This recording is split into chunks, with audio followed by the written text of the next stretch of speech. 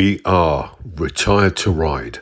Join us on our adventure, riding from our home in the south of Spain all the way up to Denmark. Right now, we're in Mönchengladbach in Germany, and there's some major events this month in our family. 2 birthdays, and the most important is Agostino, our beloved son-in-law, because this is his 40th year. Happy birthday, Ago. And the other one, slightly less important, is myself. I'm 66 years this month. 2 birthdays in 1 month. Anyway, we get ready to leave, and it's early in the morning. Guten Morgen. Here we are in Mönchengladbach, and it took us a while to get here, but we came out of France trying to avoid the storms, which we did do, and we're joined by our mate from Ireland on the pan, Dave, and we're off to Gifhorn today.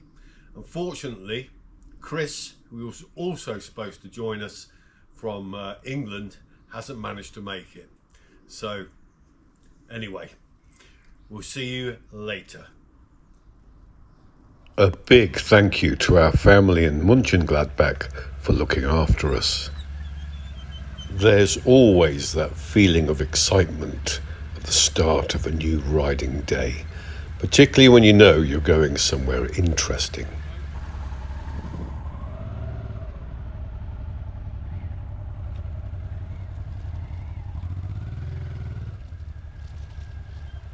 So, the honey badger jumps on the back of the bike and we head for the Autobahn. We're going to the classic Superbike Museum in Gifhorn today. Our friend Dave has ridden all the way from Cork in Ireland, across the UK and up through Europe to ride with us for the next few weeks. Temperature now around about 18 degrees. There's a lot of Autobahn to cover today, and we make sure that we stop for coffee on the way.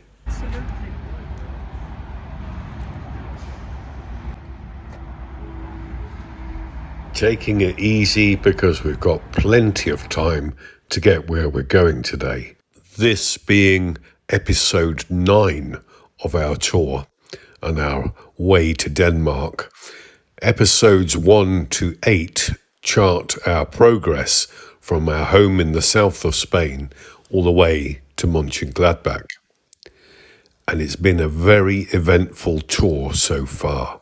Back onto the Autobahn, and I suppose we're sitting at around 130 kilometers an hour, and the 700 Honda is quite happy at that pace. The Pan would be doing 150 to 160 kilometers an hour, but we both need petrol. So we pull in, and the honey badger finds on the forecourt this very interesting BMW sidecar outfit. Danke.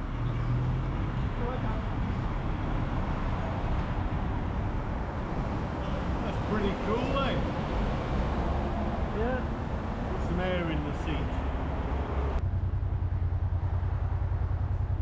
Our fuel preference is E5, but it's not always available. So sometimes we have to take E10. Anyway, a bit more Autobahn, and then we stop for lunch in one of these service stations. It was very good. I think we're about an hour from Gifhorn, and hopefully the Superbike Museum will be open. See you later.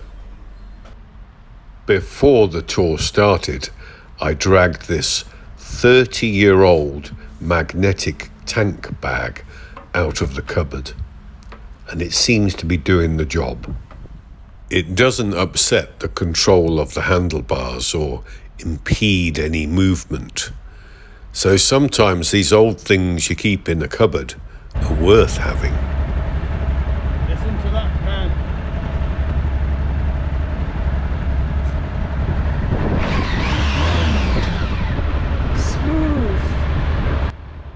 Regular viewers to our channel will have identified that that black Pan-European used to belong to us. We sold it to Dave last year, and he rode with us to the Picos de Europa, which was another fantastic tour. Back on the Autobahn, and it's time to say a big thank you to Brenda the Honey Badger, our super senior executive camera operator, for her work with the camera on the bike and on the ground today.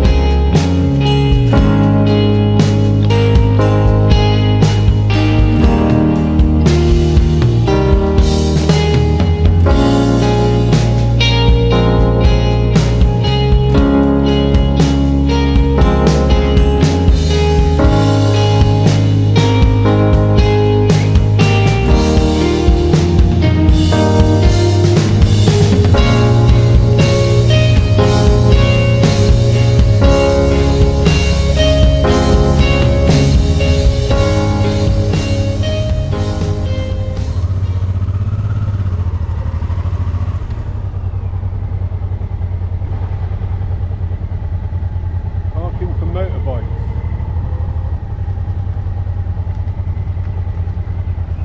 And here we are at the classic Superbike Museum. Lots of parking, and then we make our way towards the museum building. It's called the Glockenpalast. It's an interesting route in. It's very scenic. Wandering up the path, we're still not quite sure what we're going to see, and then this comes into view, and it just doesn't look like somewhere you'd have a motorcycle museum. So we're very intrigued. What a beautiful building. Obviously influenced by Russian or old Russian architecture. And where the honey badger with the camera is sedately taking it all in inside, Dave and myself approach this with the dignity of two dogs let loose in a sausage factory. It is very apparent to us that the building didn't originally house a motorcycle museum, but it does now. And these are classic superbikes from the 1970s to the 1990s.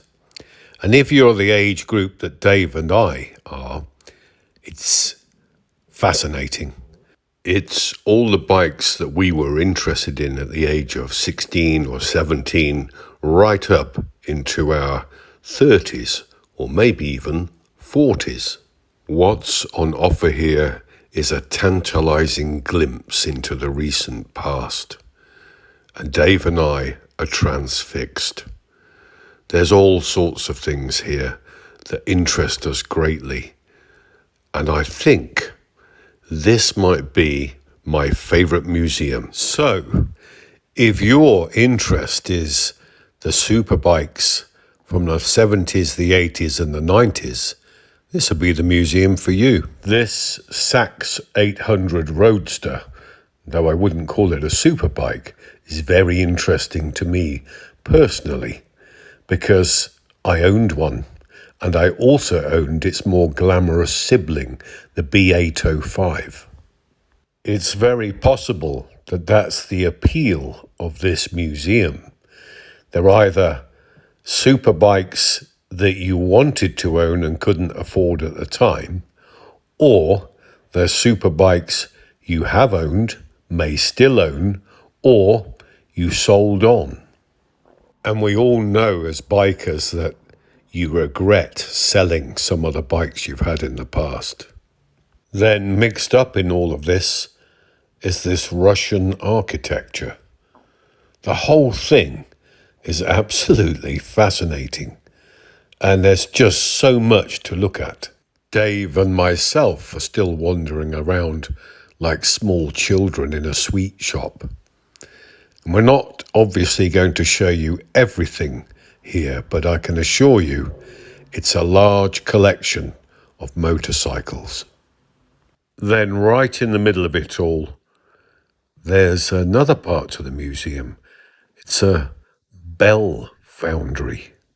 I think you could say, truthfully, totally unexpected to see this in the middle of a motorcycle museum. But saying that, it's very interesting. And one of the bells, I think, was cast as a memorial tribute to the terrible tragedy at Chernobyl. And then suddenly we're into the 1970s big bore superbikes. They're just wonderful.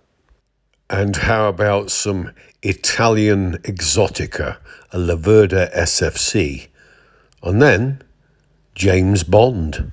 Vehicles and paraphernalia from the films, the James Bond 007 films, including the Aston Martin, which leads us on to a Goldwing, an early Goldwing, BMW K1, etc., etc.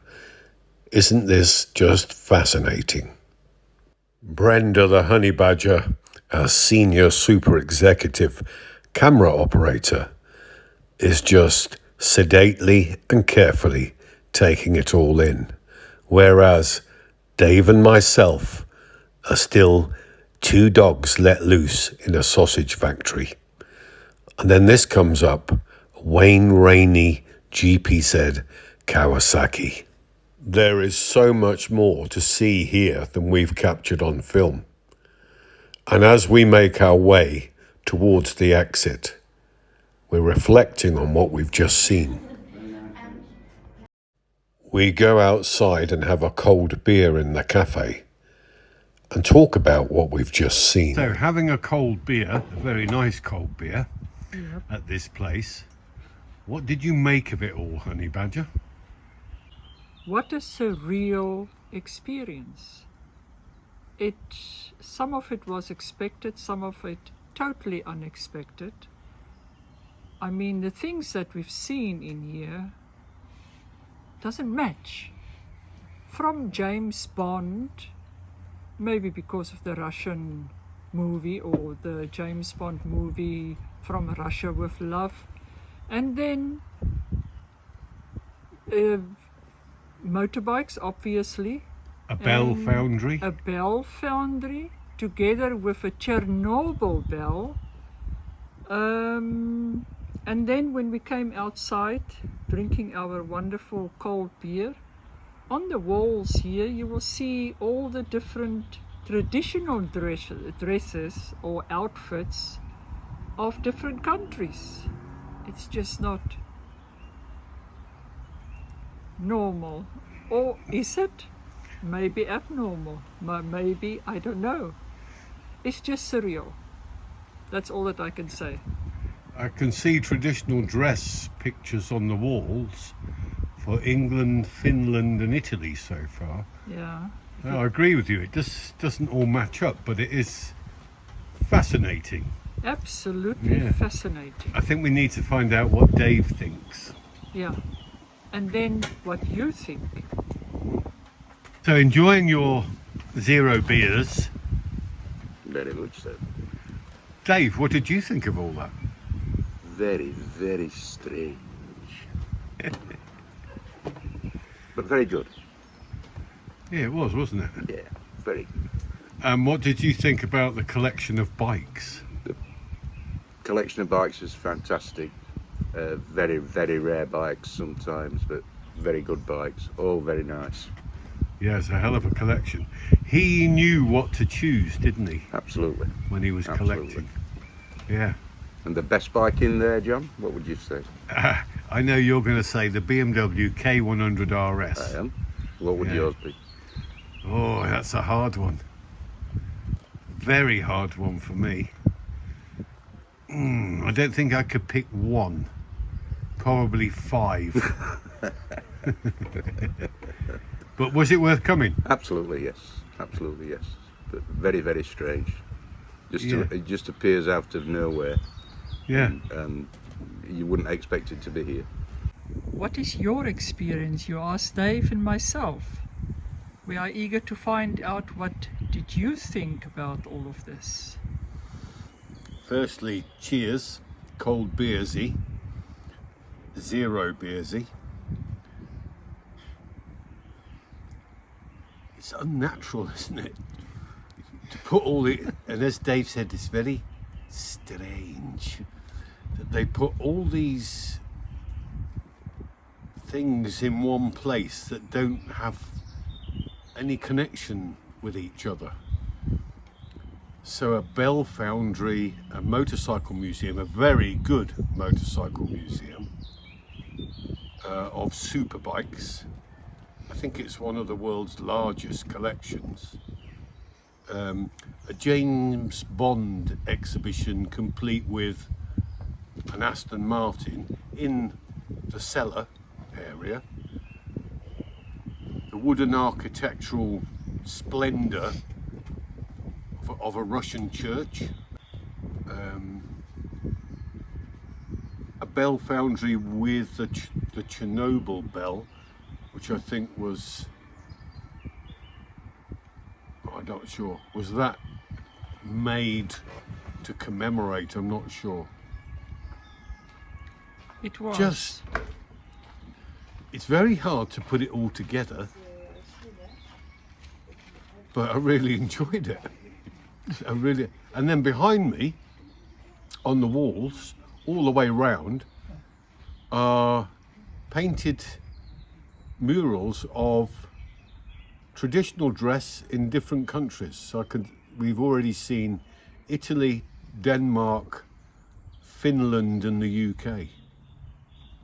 So I don't know what that's got to do with the Russian church looking thing, or the motorbikes, or the bell foundry. Oh, and the other thing is, the building of this was inspired in the 1990s by Mikhail and Reza Gorbachev. So Gorbachev, the man that brought perestroika and glasnost into sort of public language, if you like. Yeah, I can't work it all out, but it's fascinating. Absolutely fascinating. And worth the time to come here and go around it. A thoroughly involving and intriguing, fascinating experience. I will come back. So what were our favourite bikes? Well, for the Honey Badger, it's this Italian piece of art, the Ducati 996. Dave, on the other hand, went for this Teutonic masterpiece, the BMW K100 RS. I find myself agreeing with both the Honey Badger and Dave's choices, but then want to add a few more. GSXR, GPZ, a CX500, and Yamaha XS1100. There you go. This was the ugliest bike in the museum. Unanimously, it was ugly. While we were talking about all this, the man responsible for the museum came and talked to us, Horst Edler.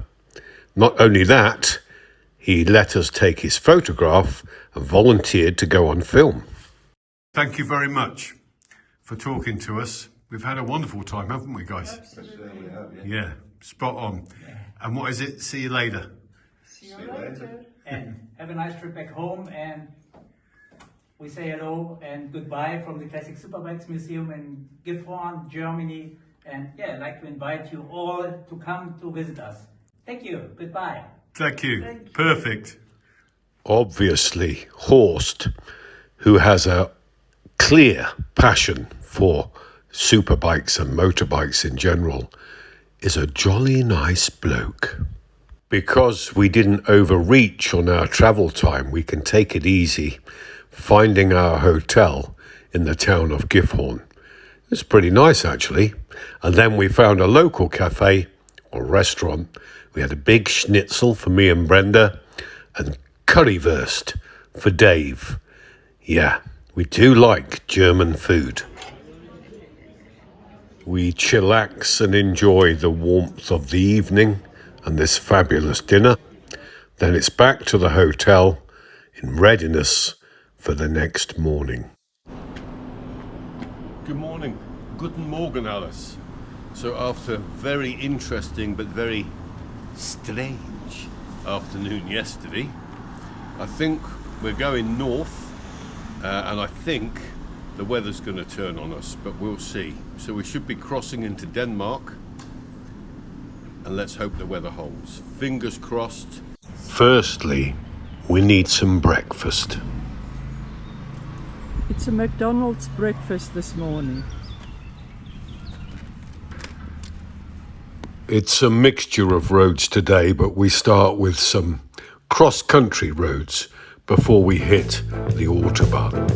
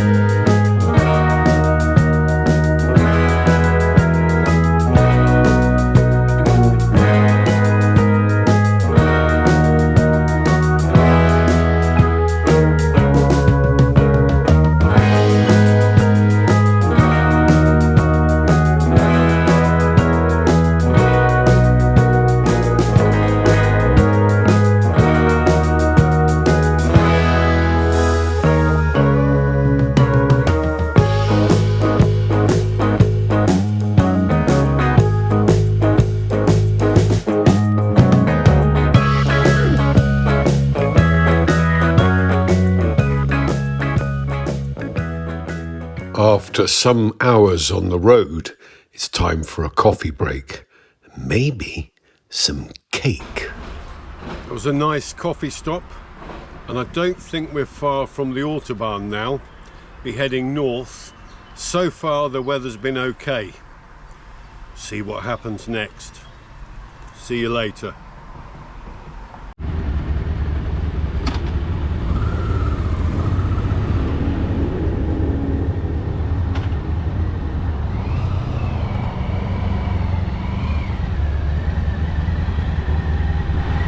Onto the Autobahn, and we're now heading north again towards the port city of Hamburg. And when we get there, we can see the port either side of the road and the docks and the cranes, but we can also see that the weather is starting to deteriorate, so we know that the rain is coming. But luckily, some of our time going through the Hamburg area is underneath the city in the tunnels. We just have to put up with the traffic jams and the build-up of traffic going into the tunnels. Once we're underneath and inside the tunnels, then the traffic starts to flow more freely again. And there's quite an extensive amount of this underground riding, including some of the tunnel being 5 lanes across. So we work our way through and we come out the other side. We're north of Hamburg, and this is when we decide we should put our waterproofs on before carrying on up the Autobahn. Then we get wet, and then we stop, very wet, near the Danish border. Happy and wet, I would say. And we hang about here for 2 hours, eating German sausages and drinking coffee before making our way into Denmark. As you can see, those 2 hours meant the weather has cleared and it's a lot drier now. So, last bit of Autobahn, and then we're into Denmark.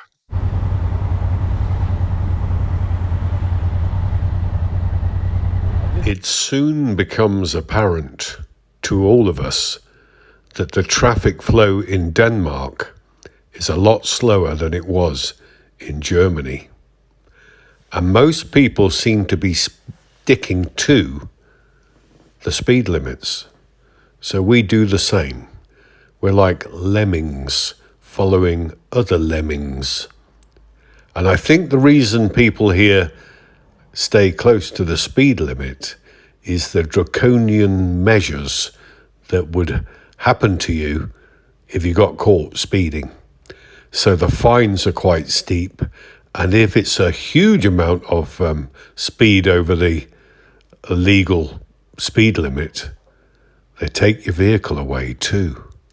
Just consider that for a moment. Anyway, a bit of Danish motorway, and then we're on the back roads heading to our final destination for the day.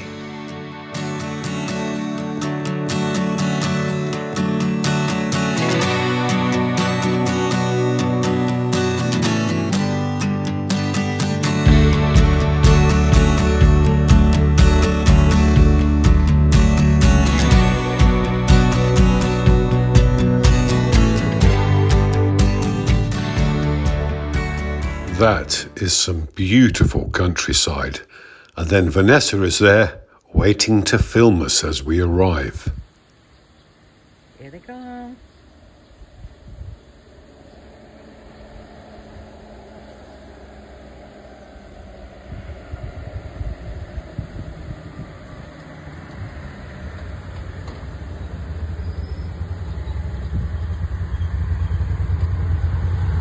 And here we are. That was quite a long day of riding. And these old Hondas did very well. And I think the old people riding them did well also. So that was a good ride, interesting ride. Got some lemmings on the motorway here, but we got used to it. So here we are. Been through the storms. And yeah. All in all, not a bad day, even in the rain. See you later. In the next episode, we're going looking for Viking gold. Anyway, hope you've enjoyed spending time with us today, and hopefully you'll come back and watch another video soon. Bye for now.